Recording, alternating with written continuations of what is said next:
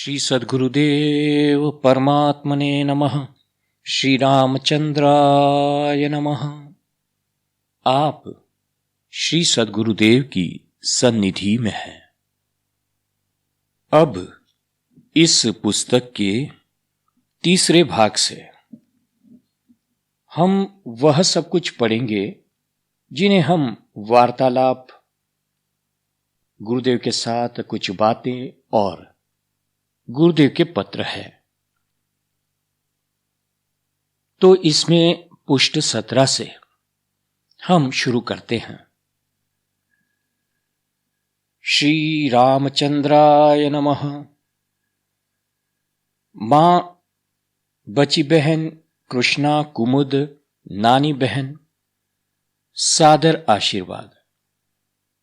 शरीर तुमसे बहुत दूर जाना चाहता है। संभव है कि अब न लौट सके। यह तो शरीर की बात है, मेरे हाथ की बात नहीं। ईश्वर का साक्षात्कार अवश्य होता है। ईश्वर साक्षात्कार अवश्य होता है। इसमें रंच भी, शंका का अवकाश नहीं। वह कृपा साध्य है, साधन साध्य नहीं। जीव उन्हें प्राप्त करने में असमर्थ है। इसीलिए प्रभु कृपा के पात्र बनना ही जीव का परमार्थ का कर्तव्य है। उनके कृपा पात्र बनने का प्रयत्न करना, यही सच्चा पुरुषार्थ साधन है। योग कहते हैं गुरुदेव, आसन की दृढ़ता व मूल बंध ही परम आवश्यकता है। नाम मात्र के योगियों का संसर्ग भयप्रद है। काल प्रभाव से योग में निर्बलता आ गई है। पूर्ण योगियों का अभाव सा हो गया है। थोड़ा समय तक आप सबको साथ रखने का अवकाश था। इसी कारण इस और तुमरे सबकी इस और सबकी प्रबल इच्छा में अहवेलना करता रहा। भगवान अवश्य पूर्ति करेंगे, ऐसा दृढ़ विश्वास है। मैंने शरणागतियों की तालिकाओं की ओर इंगित किया है। इसको यदि समझपूर्वक अभ्यास में लावे तो अवश्य भगवत कृपा पात्र बनेंगे। दैवी संपत्ति युक्त जीवन, नाड़ी शोधन, चतुर्थ प्राणायाम की पंचम विधि, स्वाध्याय, प्रार्थना, स्मरण, जाप, ध्यान से अवश्य लक्ष्य प्राप्त होता है। इसके अतिरिक्त साधन करने में मेरी सम्मति नहीं के बराबर। योग ध्यान भगवत चिंतन में प्राणायाम सहायक है। प्राणायाम से जरूर मन निरोध में सहायता मिलती है। और जिस प्रकार आपकी इच्छाएं प्रबल हो रही है, उसी प्रकार पूर्व में मेरे अंतकरण में भी उदय हुई थी। साक्षात भगवत स्वरूप श्रीपति तपावन जी की अति अहेतुक कृपा द्वारा महान प्रसाद शरणागति योग प्राप्त कर कृतकृत्य हुआ हूं। यूं तो काष्ठ सफल हुआ है, फिर भी मैं जो कहता हूं कि काष्ठ वैसा सफल नहीं हुआ है, इसलिए कहता हूं कि अब 5 साल निर्द्वंद अपरिचित और एकांत में रहना जरूरी है। यह बात चौकस है कि अब 40 साल तक तो शरीर को हानि नहीं होगी। हां, कदाचित संकल्प ही बदल जाए तो, परंतु यह तो दूसरी बात है। देखो, 720 दिन की डायरी मैंने बराबर लिखी है। समय का हिसाब बराबर करता था और लिखा है, हरि भाई, आप मेरे 2 साल के समय का हिसाब तो जोड़िए। श्री गुरुदेव ने कॉपी में से पढ़कर कहा, 11,900 घंटे हरिस्मरण, 2,160 घंटे शयन व आराम, 1,600 घंटे दिनचर्या, 886 घंटे फालतू, 234 घंटे लिखने और पढ़ने में तथा 400 घंटे तैयारी व बीमारी के, करीब 500 दिन समाधि में बीते।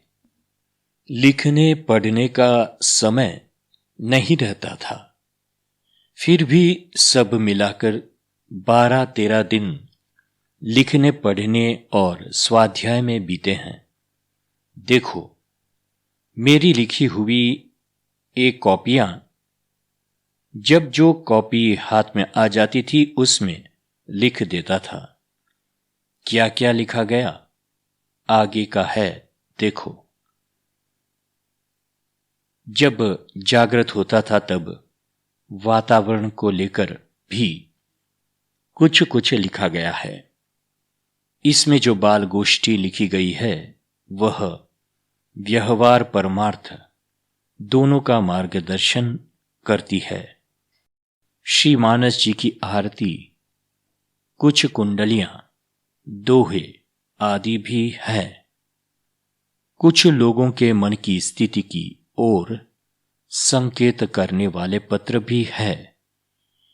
नियम से उठने पर पानी लेने को बाहर निकलता था तब कंपाउंड की उस तरफ से गेंद की तरफ फेंके हुए पत्र आदि कभी कभी पैरों से टकराते थे, तब फिर ख्याल में आ जाता था कि क्या बात है। हरि भाई, आप बराबर जानते हैं कि मैं पहले से कहता था कि परिचितों के बीच में या परिचित स्थान में काष्ठ लेने से निर्द्वंदता रह नहीं पाएगी, लेकिन आप लोग नहीं माने। फिर निकट में रहे बिना भी नहीं माने, फिर कहे हुए नियमों का पालन भी नहीं किया।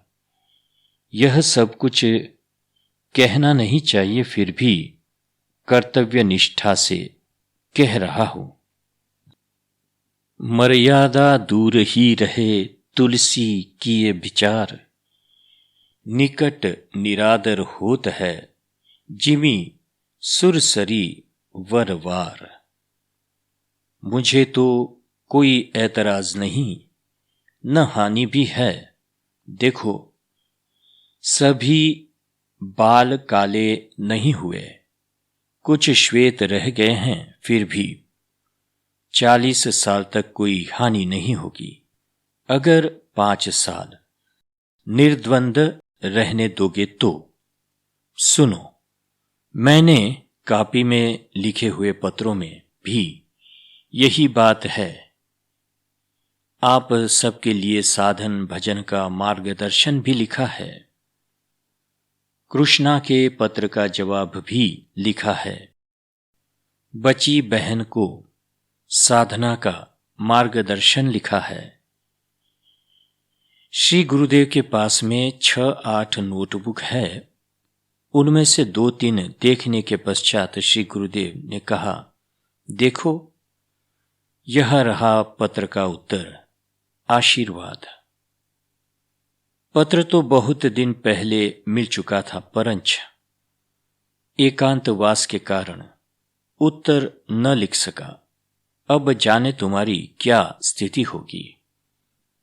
तुमने लिखा है कि प्रथम मैं जिस उत्साह को लेकर साधन में प्रवृत्त हुई थी, अब वह उत्साह एवं उल्लास नहीं रहता।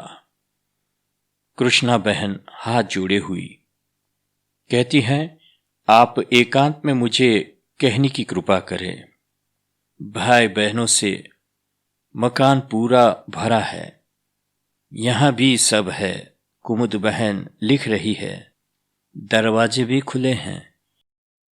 श्री गुरुदेव ने कहा, बेटा ये सब और आसपास में भी अपने ही परिकर है। कृष्णे, पत्र में अंगत बात नहीं है, अपितु साधन की सूचनाएं हैं। यहां पर आप सब साधक है। कुमुद लिखती है, बराबर लिखती है। कुमुद भी साधक है। सब लोग सुनेंगे तो अपने को कुछ हानि नहीं होगी, परंतु सुनने वालों में से यदि एक दो जन भी बात को ठीक से ग्रहण कर लेवे और अभ्यास भी करने लग जावें तो मुझे बहुत प्रसन्नता होगी। बची बहन की साधना का जो लिखा है वह भी मैं पढ़ूंगा।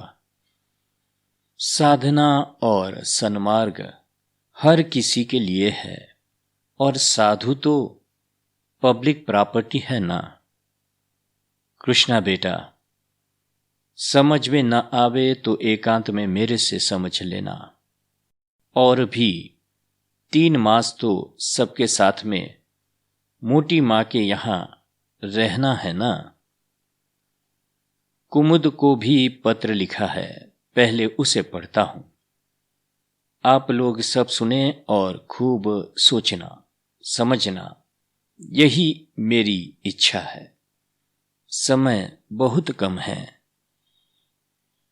जामनगर 13/5/54 श्री रामचंद्राय नमः। कुमुदबेन का पत्र जो लिखा था कुमुदबेन को। पुत्री कुमुद, सादर आशीर्वाद। यह सत्य है, अपरिपक्व निष्ठा से ग्रंथ ब्रह्मोत्साह पदक बन जाते हैं। अनेक भाष्यों के कारण सत्य असत्य का निश्चय बुद्धि बाहर होने से मन किम कर्तव्य विमूढ़ हो जाता है। पर विवेकशील वैराग्य युक्त परिपक्व निष्ठावान को साधन में साक्षीभूत प्रमाणवलंबन और कालक्षेप में सहायक ग्रंथ ही है। अपनी निष्ठा पोषक सदग्रंथ अवश्य देखना चाहिए। मेरे विचार से सर्व महान पुरुषों का लक्ष्य एक ही भगवत आत्म अनुभव प्राप्ति ही है। अपने को तो शास्त्रों में भगवान के लोकोत्तर गुणों का जो प्रतिपाद्य है वह अपने में आधान करना ही मुख्य वस्तु है, यही समझना है। अस्तु, ग्रंथ देखना ही नहीं, यह विचारना चाहिए। जब साधन साध्य नहीं वह कृपा साध्य है, यह निश्चय है, तब परिणाम का ध्यान विचार ही न होना चाहिए। यह तो तुमने मुझे निश्चय ही करा दिया कि जब अभ्यास ठीक से होता है तब शांति व आनंद रहता है, तब परिणाम आने में शंका को अवकाश नहीं रहता। जब एक कलाक साधन में शांति है, तब लक्ष्य सिद्धि में अत्यंत शांति आनंद होना सिद्ध है। पुत्री, मैंने बंबई में साथ रहने को कहा था और इच्छा भी है, पर यहां आने पर स्थाना अभाव व वातावरण से मौन के समय मौन रहना पड़ा। मुझे इन प्रश्नों का उत्तर देना स्वीकार नहीं था। पहला, कुमुद कृष्णा ही आपकी पुत्री है, हम नहीं। दूसरा, क्या वही भजन की अधिकारिणी है, हम नहीं। तीसरा, यदि तुमको कृष्णा के साथ रहने को कहता तो अवश्य न होते हुए पक्षपात का मुकुट बंधता। अस्तु, तुमको दुख हो तो संभव है, मैं सहन कर लूंगा, पर औरों का दुख सहन करने की भगवान ने शक्ति नहीं दी।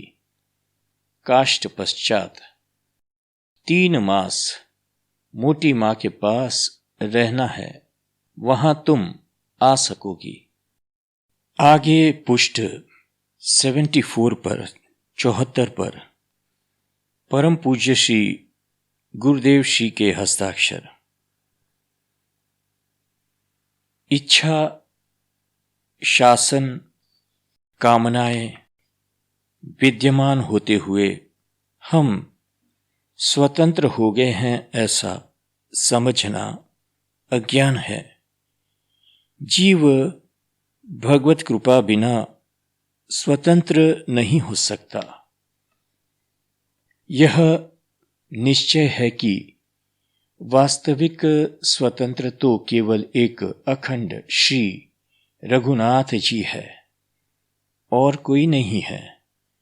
हमें आज के वातावरण पर सच्चाई के साथ विचार करना चाहिए कि क्या हम स्वतंत्रता के नाम पर अपनी धार्मिक स्वतंत्रता को विकृत नहीं कर रहे हैं ना।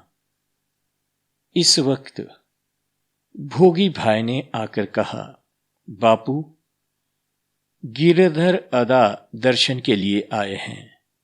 श्री गुरुदेव ने कहा, उनको मेरे निवास में ले चलो, मैं भी अब वहीं चलूं, सबसे मिलना है। श्री गुरुदेव के पधारने पर गिरधर अदा ने प्रणाम करते हुए कहा, बापू, आपके आशीर्वाद से मैं 2 साल जिंदा रहा हूं। श्री गुरुदेव ने कहा, यह तो भगवान की कृपा। अदा, कितना राम राम किया, संतोष हुआ या नहीं? अदा ने कहा, बापू, बहुत संतोष मिला है, अब मैं जाने को तैयार हूं। आपने बहुत दया की है। श्री गुरुदेव ने कहा, अच्छा है अदा, आपको संतोष हुआ तो उससे मुझे भी संतोष मिला है। अब जाना है तो यह बतलाओ कि शरीर त्याग कहां करना चाहते हो, यहां या कलकत्ते में? अदा ने कहा, कलकत्ते में मरना चाहता हूं, यहां नहीं। श्री गुरुदेव ने कहा, तो अब आप कलकत्ता पहुंच जावे, ज्यादा समय नहीं है। वहां परिवार के साथ रहकर सुख संतोष भी मिलेगा, सेवा भी मिलेगी। मेरी मौसी शारदा बहन किशन भाई सोनपाल के ससुर गिरधर अदा आज्ञा अनुसार कलकत्ता चले गए थे और वहां शांतिपूर्वक शरीर त्याग किया था। श्री गुरुदेव ने कहा, जमुनादास भाई हरियाणी से रावल ब्राह्मण हरजीवन भाई आए हैं, उनको यहां बुलाना है। गुरु बाबा रामचरण दास जी महाराज की ओर से वे आ रहे हैं। गुरु बाबा नहीं आए हैं। हर जीवन भाई गौ सेवा व्रतधारी है। गौ सेवा बहुत अच्छी प्रकार से करते हैं। पहले यहाँ जामनगर के पास लतीपुर में स्वामी जी आत्मानंद जी महाराज स्वामी नारायण संप्रदाय के थे। बड़े ही अच्छे संत थे और समर्थ भी थे। मैं आपको जय स्वामी नारायण कहता था और आप मुझे हमेशा जय राम जी कहते थे। फिर गुरुदेव आगे कहते हैं पुष्ट 75 पर कि मैं खूब अच्छी प्रकार से सितार बजाना जानता हूं। और यहां इस पुस्तक में पुष्ट 73 पर वह फोटो भी दिया है जहां गुरुदेव ने हाथ पर सितार रखा है। श्री गुरुदेव ने कहा, मां, वसंता बहन को मैंने खूब समझाया कि तुम अब रोटी, साग और घी युक्त पदार्थों का भोजन पूर्ववत करना शुरू कर दो, परंतु वसंत का आग्रह फल आहार पर रहने का है, जो क्षर अक्षर से परे कर्तुम अकर्तुम अन्यथा कर्तुम समर्थ है। उन्हीं दयालु पुरुषोत्तम की कृपा से वसंत और वल्लभ सफल मनोरथ हुए हैं। इसलिए मैंने उनके बालक पुत्र का नाम पुरुषोत्तम रखा है। अब फलाहार व्रत की आवश्यकता नहीं, परंतु जिद हो गई है। फलाहार से भविष्य में वायु विकृति हो जाएगी, शरीर की पीड़ा होगी। सब कुछ कहा, समझाया, परंतु उसे फलाहार करना ही है। फलाहार में मूंगफली का उपयोग भी ज्यादा करती है।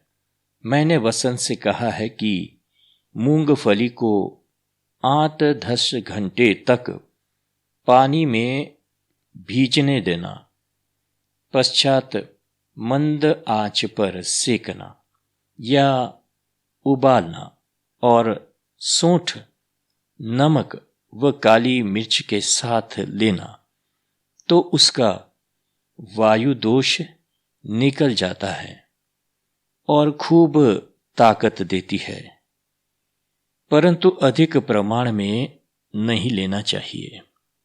अस्तु, मैं तो खूब प्यार से कहता हूं, समझाने की भरसक कोशिश करता हूं, फिर भी मानते नहीं। क्या करूं? मां, 2 दिन पहले मेरे बंद द्वार के पास सितार किसने बजाया था? मां ने कहा, बीबी बहन और अरविंद ने। श्री गुरुदेव ने कहा, साथ में तबला कौन बजाता था? मां ने कहा, बीबी बहन का जगदीश। श्री गुरुदेव ने कहा, मालकांश तो बिल्कुल शुद्ध बजाया था, परंतु दरबारी में सुर नहीं मिलते थे, तार ठीक से मिलाए नहीं गए थे। मैं खूब अच्छी प्रकार से सितार बजाना जानता हूं। पहले मैं सितार खूब बजाता था, तबला भी बजाता था। जगदीश की थाप के बोल अच्छे निकलते थे, गहरे और स्पष्ट।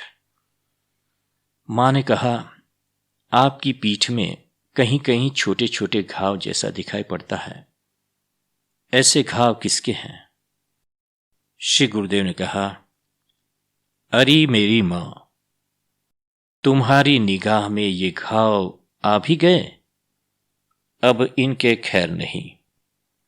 मेरे मन में आ गया था कि मां देखेगी तो दुखी हो जाएगी, इससे ढक कर रखता था, परंतु सुबह भोजन के बाद लौटते समय मार्ग में भीड़ हो गई और उसी वक्त हवा के झकोरे ने ओढ़े हुए वस्त्र को हटा दिया था। तभी मैंने भी जान लिया था कि मां पीठ के घाव बराबर देख चुकी है और जवाब देना होगा। मां ने कहा, मुझे तो सिर्फ यही जानना है कि ये घाव कैसे हो गए हैं। श्री गुरुदेव ने कहा, मां, ये घाव तो उंदरों ने कर दिए हैं। इन घावों ने मुझे तनिक सी भी पीड़ा नहीं पहुंचाई, लेकिन और कोई ने जो घाव कर दिए हैं उनकी भारी पीड़ा होती रही है। मां, देखो ना, सब वस्त्र, कंबल, शाल और आसन तक को कितने कुतर डाले हैं। नियम में रहता था तब तो इनका पता नहीं पड़ता था। जागृत होने पर अनुभव बराबर होता था। तब एक बार मैंने लिख दिया कि बाड़ी में उंदर बड़े, करते बहुत उत्पात, ऊपर से सीधे गिरते मानो उल्कापात।